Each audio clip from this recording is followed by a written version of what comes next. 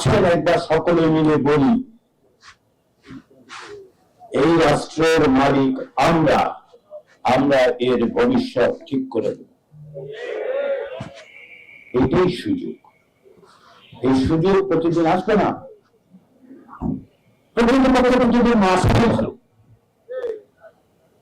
আমরা আসুন সকলে মিলে রাষ্ট্রের ভবিষ্যতের পথরেখা নির্ধারণের জন্য আমাদের প্রতিনিধিদেরকেই বলি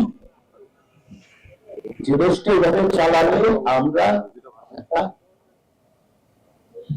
ভালো ভবিষ্যৎ দেখতে পাই।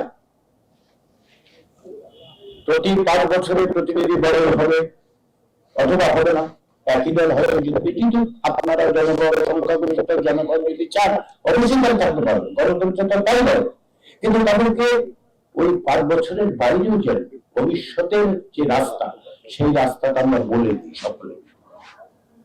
অতীতে যে সমস্ত গণভোট হয়েছে, আগে সিদ্ধান্ত হয়েছে, পরে সম্মতি চাওয়া হয়েছে, এইবার আগে সম্মতি চাওয়া হচ্ছে, পরে বাস্তবায়নের ব্যবস্থা করা হচ্ছে।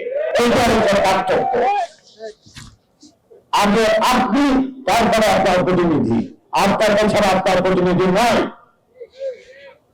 সেটাই আপনার হাতে, আমার হাতে, বাংলাদেশের 13 কোটি ভোটারের হাতে চাবির মতো করে তুলে দেওয়া হচ্ছে। এই চাবি যেই দরজা খোলার পরে সামনে ভবিষ্যতে আমরা সকলে মিলে দল, মত, ধর্ম, বিশ্বাস সমস্ত কিছুকে নিজেদের মতো করে রেখে সমস্ত ভেদাভেদ করে দিয়ে আমরা এমন এক রাষ্ট্র প্রতিষ্ঠা করি যার প্রতিশ্রুতি আমরা তৈরি করেছিলাম 1977 সালে। সাম্য, মানবিক মর্যাদা এবং সামাজিক ন্যায় বিচার। আসেন আমরা সকলে মিলে সেই চেষ্টায় সামিল হই।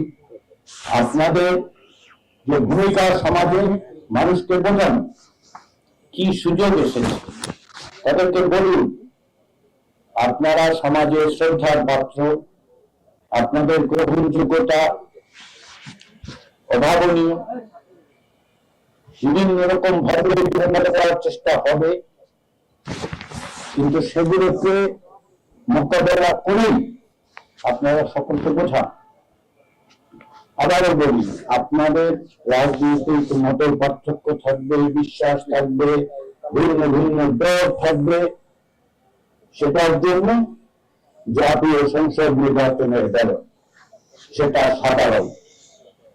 আর গোলাপি ব্যালটটা হচ্ছে আসুন আমরা সকলের ব্যক্তি রায় দিন দেশ কিভাবে চলবে।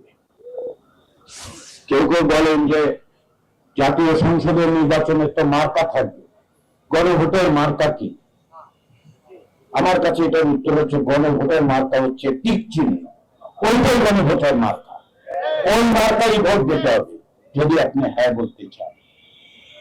ফলে মার্কা নেই সেটা না, মার্কাটা হচ্ছে হ্যাঁ, মার্কাটা হচ্ছে টিক চিহ্ন। আসেন আমরা সকলে মিলে এই সুযোগকে গ্রহণ করে একটা সুন্দর ভবিষ্যৎ, যার দায়িত্ব এবং দায় আমাদেরকে দিয়েছেন জুলাই অভ্যুত্থানের আহতরা, নিহতরা, তাদের পরিবার, যে দায়িত্ব আমাদেরকে দিয়েছেন গত 16 বছর যারা গুম হয়েছেন সে পরিবারের মানুষগুলো, গত 54 বছর ধরে যারা সংগ্রাম করছেন তারা আমাদেরকে এই দায়িত্ব দিয়েছেন। আমরা কত সৌভাগ্যবান, শুধু বেঁচে আছি বলে নয়, এই কারণে যে এই দায়িত্ব পালনের সুযোগ আমরা পেয়েছি।